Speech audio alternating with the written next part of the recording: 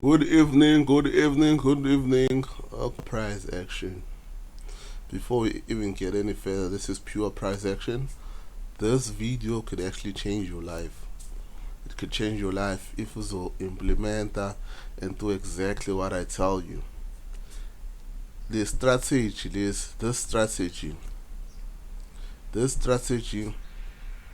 it works a lot, but it's not 100%. Basically, there's nothing 100% in forex. Don't waste your time. There's nothing 100%. It works a lot, and the biggest challenge is a lot of people, as soon as we start the strategy, they get ever overexcited, too confident, and then mesebenza what you call full margin. Full margin trading won't make you money. It's depressor. Full margin trading is just gambling. You are just making the broker rich by spread and blowing your account. Yeah, well? So as much as this strategy works, make sure you still implement isn't it balekile njenge risk management. Risk management is heart of your forex, ne? So yes, without wasting your time or your energy, so recommended broker is a broker ongayisebenzisa. You can try Oxa FX. Link with description. The link is on the description for Oxa FX. I prefer you do a bit of an international broker because of my local brokers are loyal. Today they're open, tomorrow they're closed. So it's better for you to actually do into ezobakhona for a long term. So yeah. So before we even start, let's just explain Quasimodo. Unfortunately, I don't have what you call this lento le yokudweba yakhona ne-patterns zokudweba khona la kwi-charts. I think it's fine nakhona kwi-charts ngokubona kwami. So without any further ado, so let me explain this. So ngifuna uyizwe kahle lento le ngizozama ukuthi ngichaze, and this is going to be a long video. If ungenalo idatha, make sure you just download it to save yourself isikhathi, ne? Save yourself time.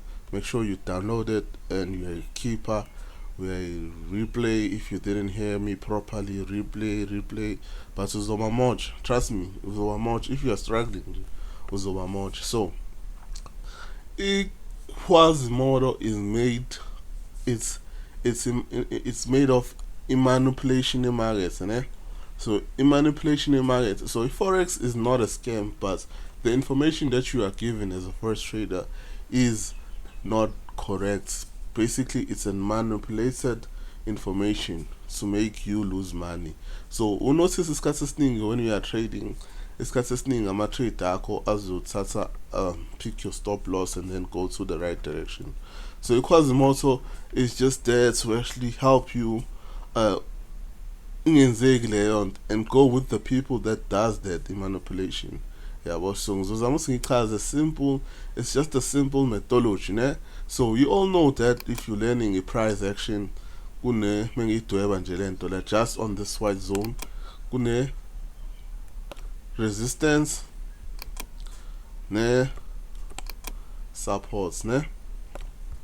So resistance and support, so it's RS, and then it's the price. So allow support, resistance. It's support, resistance. It's resistance, support. So it hammer between those zones, support, resistance, support, resistance, support, and resistance. And then kulama zone, if you watch Steve Nelson, kulama zone lawa kuba nama stop loss la phezulu. La kube ne stop loss nakhona. Kuba nama stop loss. So stop loss, if uzosibeka for ubuy, uzosibeka la ezansi kan, enzothi price menyuka, stop sakho sibe la. And then if yehla, stop sakho sibe la. So that's where your stop loss becomes. Siba side ezansi naphezulu. Ezansi naphezulu. So iprice ihamba kanje, just the basic simple. So this is your support zone. Izosuka la iye support, isuke la iye kwi isuka support iya resistance, and then mase ya dropper iya resistance iya support, yabo. So it moves, it's like ihamba kwi, like ihamba, there's a roof and there's a ceiling. There's a roof then a ceiling, so you bumper in between those zones. bumper in between those zone yabo. So mekwenzekile i-price uthi ngisuse lento le khona izoba clean. Mekwenzekile i-price ayibreaker leyo level ye-support ne-resistance izothi yabo. Let me show you izothi yabo. So this one is a simple methodology. So mekwenzekile ihambe iswak support ye-resistance and then mase yayibreaker le level ye-support iye ngezansi uthi ngibo ngiyidwebe kahle iye ngezansi mesuka la izobreaker and then mesihamba kanje. So isihamba kanje i-price. Let me just draw it proper.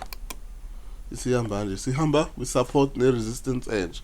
So misuka la support ye-resistance ye-support, so ya breaker la. And then about this yellow line, this yellow highlight engidwebe la, this is the stop loss.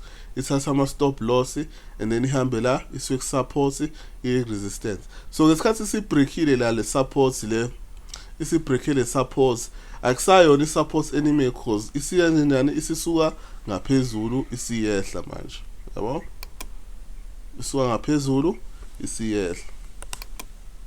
So this mekuyi-support ila ngaphezulu endawo le, mi-support ila ngaphezulu ngesikhathi siyi-breaker isiya ngaphezulu isi-resistance. So i-resistance has become i-support. So le zone le has become an SNR flip yabo. So it becomes a flip zone. So that's how this is just a basic theory of a price action, of any strategy of a price action. This is just a basic theory. This is pure basic yabo. So ngifuna you understand that this is pure basic, and I'm trying to how do you put it, I'm trying to explain to you guys how did Quasimodo came about, the manipulation of Quasimodo. Okay, so yabo uthi ila isi-breakile support ya create a new support. So akusayona i-support le cause ngaphezulu. Remember i-resistance phele ngaphezulu. So isishintshile the support isi-resistance ya breaker yaphezulu yaqala phansi ya create a new level. So that's what it is yabo. So this what happened. Kunabantu abawu kunabantu abawu-3 benza izinto eziwu-3. Kunabantu ababhayayo, kunabantu abaselayo, kunabantu abama-breakout traders yabo. So kuma-institutes nama-market makers into abayenzayo is to make sure they trap those people as possible, bahambe against bona and then take all their stop loss. That's what institute do. They banza sure ukuthi baba trap bobabili abantu. So Quasimodo, that's what Quasimodo does. So this is just trying to actually understand from a basic to advanced of Quasimodo. So when uthi we understand kahle yonke lento le. Okay, so mawuthatha la mesuka la kwi-support kuba nomuntu obhaya and then iyanyuka imarket. Mesifika kwi-resistant level kunoba nomuntu oselayo and then mesiyehla imarket. Mayibreaker la level ye-support, mayibreaker le level ye-support kuzoba namuntu owenza what you call a continuational pattern. Continuational pattern is when imarket breaks a certain support or resistance. So kunabantu abazowehla nalo sell lo kwi-breakouts. So institutes and the market makers know that that's how most people actually view the markets. So they know, they want to make sure they trap the people. So it doesn't say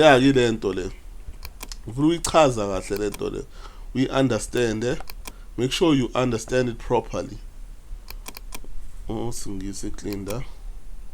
Linda. Okay. Into eyenzalayo ngithi mathi sizoswala kwi-support ye-resistance, so i-support ye-resistance, and then this is what's gonna happen. Izosuka la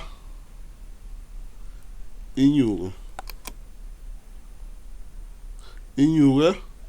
and then mayifika la sabo sekuyi-level e-right for ilento le i-resistance.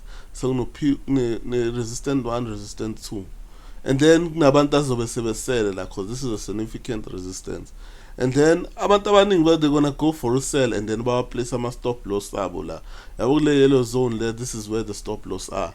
So there's a lot of stop loss la. So mayisuka la they know ukuthi kunama-stop loss. Bazokwenza njani? They're gonna do this. bathethe ama-stop la. So wonke ama-stop loss ade la asethathiwe. So ama-breakout traders angenile la, nama-traders ade engene for sell sebekwi-lento le, sebekwi-trap, yabo. Bathathe wonke ama-stop loss la ka-sell, and then batraphe wonke abantu ababede bezothi buy for ilento le market. And then what they gonna do, bazongena phakathi kwi-channel. So maybe ngena phakathi bathathe for abasell la, and then they take ama-breakout traders, yabo. Kuse kunabantu abawu-2 aba-actually abakwi-trap, kunabantu abawu-2 abakwi-trap, abaseli nababuy. So kuqhutsheke kwehliwe kuye ezansi. So mekufikwa la ezansi, ngithi yabo sekune level enjani nice for support. No R1, no S1, S2, S3. So this is a nice support. And kunama stop loss amaningi la. Nama stop loss. Ngithi yabo this zone le, this entire zone le ngi highlight ngo yellow. This is such as marginal stop loss. So into ezowenzeka uzothatha ama stop loss nala. Yabo? So abangene for ubuy la sebe out na ba-trigger ama-stop loss. So sengena ini ama-breakout traders. Ama-breakout traders azongena for usell la asemamaningi. So sebebaningi abangene for usell. Then imarket decide wenze njani ukutrapha abantu futhi again, and decide to do this. Yabo? So akusekho umuntu la. Akusekho umuntu wasele, akusekho umuntu we-breakout. So sebedliwe lapho, yabo. So le zone le isi high liquidity because there's no one. High liquidity, there's no one actually at that order. And then what the price will happen? The price will decide to drop. So yebo uthi pattern i-create kanjani? I-pattern e-Quasimodo, ne? Yebo i-pattern e-Quasimodo i-create kanjani? This is how the pattern of Quasimodo is created. I'll pause a bit. Khona ngizocharge la laptop. I'll pause. So I hope you guys can actually see Quasimodo before I was just charging my laptop. So if we pick Sisa in a shoulder, this is a nice shoulder, and then this is a head. It's actually fun in a head and shoulder pattern. It look alike, but in my characteristics, ahluke kakhulu. Head and shoulder ihluke kakhulu than Quasimodo pattern. Because I've just explained to you umehluko between Quasimodo right now. Quasimodo into ebaluleke kakhulu kuyona ama-traps, ne? So moyibheka la into ebaluleke kakhulu, if you know head and shoulder pattern, into ebaluleke kakhulu this ile low le. Le low ayilingani nale low le. This low is not equal to this low. This is the lower low, and then this is the lower low, ne? So awalingani nama lows lawo. So uthi ngwabhala khona uzochaza, uzobona lento engichazayo. So ikanje. So this low ne low la nale low ayilingani. So yona into ebalekile. Remember guys, Quasimodo is a person. Quasimodo is not just a name, it's a person. It's on a certain person. So there's this person called Quasimodo. This about this person Quasimodo, uhlezi, sorry about that, uhlezi ihlombe lakhe langala alingani lala. So ihlombe lakhe langala alingani lala. So moyibheka la, it shows a much better. So this low is not equal to this low. So this is the lower low, this is the lower low, and then nali khanda la phezulu. So moyibheka lento echaza la. So this is the shoulder, and then this is the head, and then ama lows awalingani. Is exactly as the Quasimodo. This is what you call it Quasimodo pattern. So this is just the basic Quasimodo, basic, very very very basic Quasimodo. So sizama ukuthi siyibheke kwi-chart, sizama ukuthi siyichaze, siyibhekisise kwi-chart lento le esiyichazayo. So let's just see iphi ne-Quasimodo. I think USD yen had the Quasimodo. USD yen. So let me show you. Ngifuna esimple ngale ndlela le, cause this one is just the basic one. So doesn't look good for a basic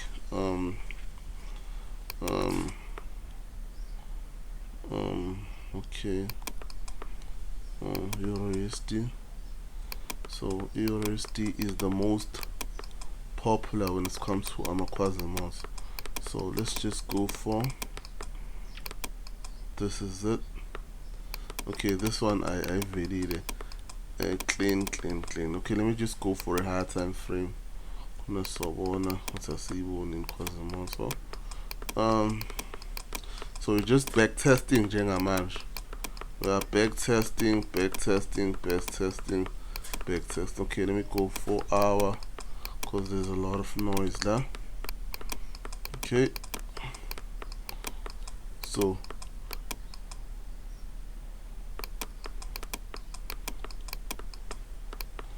side back tester showing you guys. Angifuna as simple. Yabo? This one is another Quasimodo, but le ihlukile le. Yabo? This one ihlukile. Ngifuna Quasimodo esimple elula, yabo? Khona uzo understand if you are still new. Ipula. Okay. AUD. Oh, not daily. I think you call it daily la. So this is exactly what I was talking about. So we say about first thing I'm point at the swabali for Quasimodo ihlombe ne. So nali ihlombe get ubheke nje imonitor yami. So nali ihlombe ikhanda nali ikhanda na ibreak here ile low ayisalingana nale. So this is what you call a structure breaker. So this low is not equal to this low. Yabo? So ihlombe, this ihlombe, and then ikhanda. And then usell wakho ushaya up. Usell wakho ushaya njalo once price isinyuka la isizo retester leli hlombe la left. Yabo? So you retester the hlombe la left and then isiya drop. That's why I decided ukwehla la lento le. Yabo? So njalo afika ko left shoulder. So le yonke le zone le you sell le zone. So noma kuthiwa ingenile la ngaphakathi still more sell. Stop loss sakho siba just above the head. Njalo stop loss sakho siba above the head. Yabo? So ihlombe then ikhanda and then the low ayisalingana le low. And then may retester iya drop hands. So this is just a basic ne. So zama sisenza amanye ama example kuze kube clear ne. So inshallah let's go for another Quasimodo. Okay, this one I think it will 30 minutes ne. 30 minutes. Okay, Nance. Nice, ngiyayibona. So